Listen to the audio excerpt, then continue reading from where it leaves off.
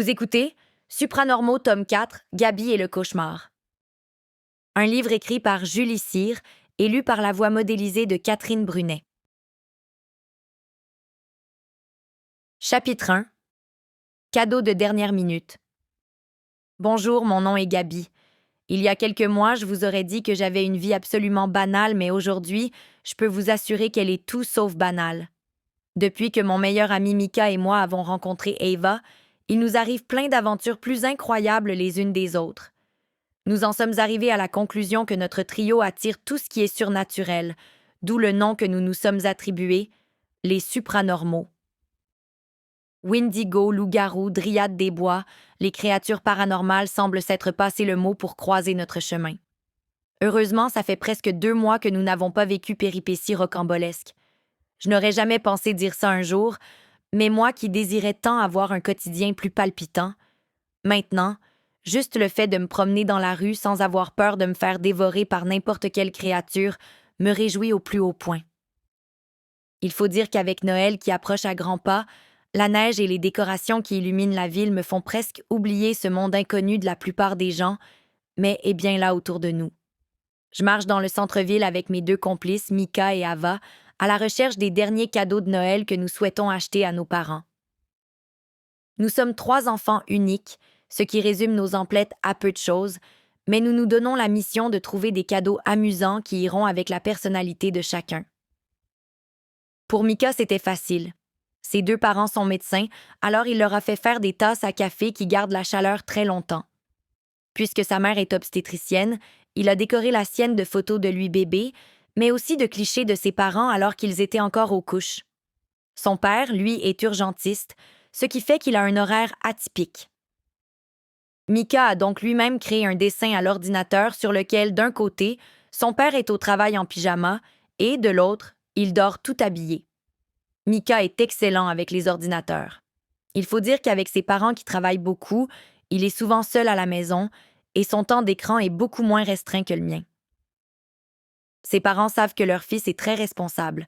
Il en profite pour apprendre le fonctionnement des logiciels et il arrive à faire des choses très impressionnantes en programmation. Bon, c'est aussi un expert en jeux vidéo, mais ça, ses parents ne sont pas obligés de le savoir. De mon côté, ma mère est une excellente cuisinière. En fait, pas tant que ça, mais comme elle me prépare toujours mes plats préférés, à mes yeux, c'est la meilleure. Je lui ai donc trouvé un de ses tabliers comiques où il est inscrit « Maman, la reine des fourneaux ». Et pour mon père, ce sera un chandail où il est écrit « Si papa ne peut pas le réparer, alors personne ne peut le faire ». La blague, c'est que mon père n'est pas du tout un homme manuel.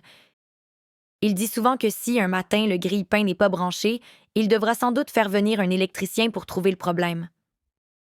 Ava a bien aimé l'idée du chandail. Elle en a donc acheté un à son père où l'on voit la phrase « Certains papas aiment sortir entre boys, mais les meilleurs vont camper avec leurs filles ». Ava et son père sont des mordus de camping. Ayant presque toujours vécu seuls tous les deux, la mère d'Eva les a quittés lorsque mon ami avait 5 ans, ils ont pris l'habitude de faire régulièrement des escapades un peu partout où la route les mène. Elle a aussi acheté à sa grand-mère un joli pendentif dans lequel elle a glissé une photo d'elle ensemble. Ce cadeau ne respectait pas la règle que nous nous étions fixée, c'est-à-dire qu'il soit humoristique, mais Ava n'a pas pu résister en le voyant. Bon, je pense qu'on a tout, raisonnai-je en regardant les sacs des différents magasins que nous avons visités. Oui, et ça va tenir du miracle si on rentre chez nous sans que celui-ci ne me lâche, commenta Mika, les yeux rivés sur l'un de ses sacs dont la poignée semble vouloir se détacher.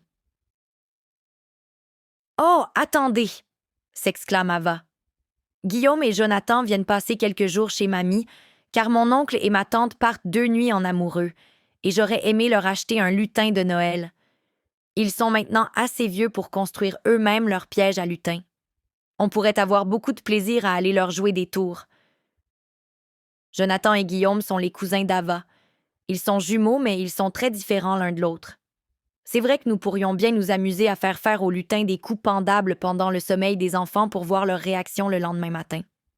« OK, mais tu comptes trouver ça ou un lutin de Noël moins d'1 semaine avant le réveillon? » demande Mika.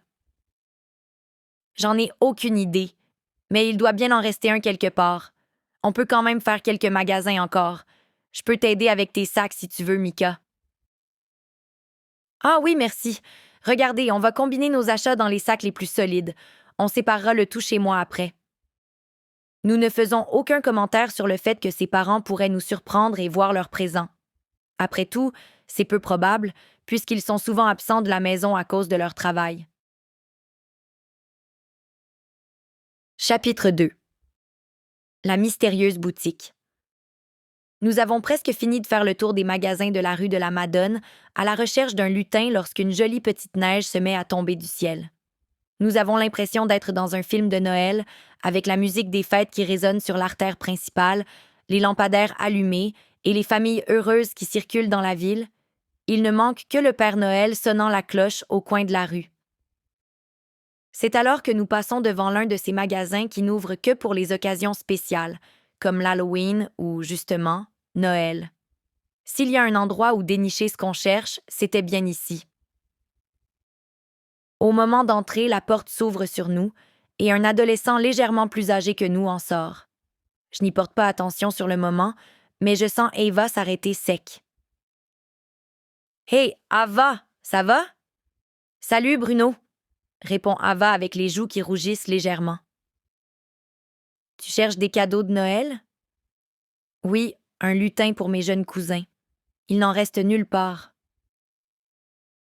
J'ai pas remarqué s'il y en avait ici, mais il y a tellement de choses là-dedans que je suis sûre que tu vas trouver.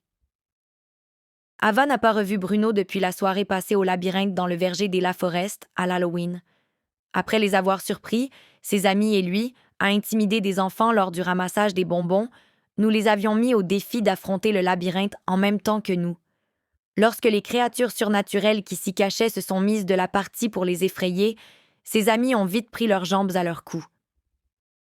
Bruno, lui, nous a agréablement surpris par son changement d'attitude, et Ava et lui ont passé un bon moment à discuter. Ils se sont quittés en bons termes, mais je crois bien que mon ami a le béguin pour ce garçon du secondaire. Un silence gênant s'installe, alors je prends la parole pour sauver mon ami. « Bon ben, allons voir avant que le lutin se sauve s'il y en a encore un. »« Ha! Ha! Oui, bonne idée !» dit Bruno pour rattraper la balle au bond.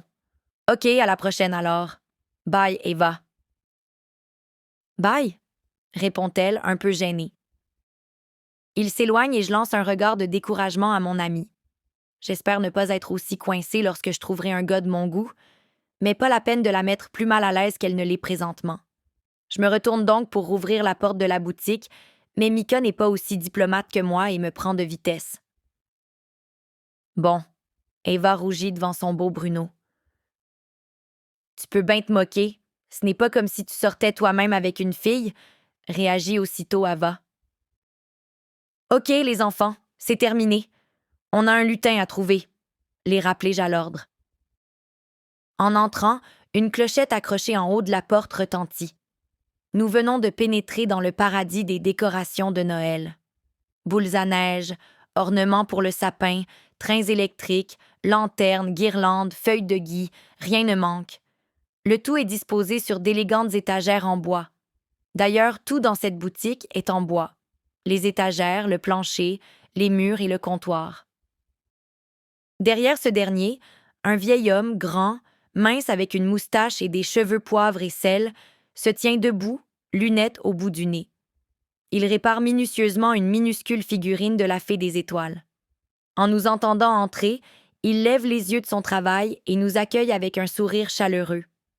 « Bonjour les enfants, bienvenue dans ma boutique aux merveilles. »« Bonjour », répondons-nous en chœur sans le vouloir. « Je cherche un lutin pour mes cousins. En auriez-vous encore un par hasard ?» demande Ava.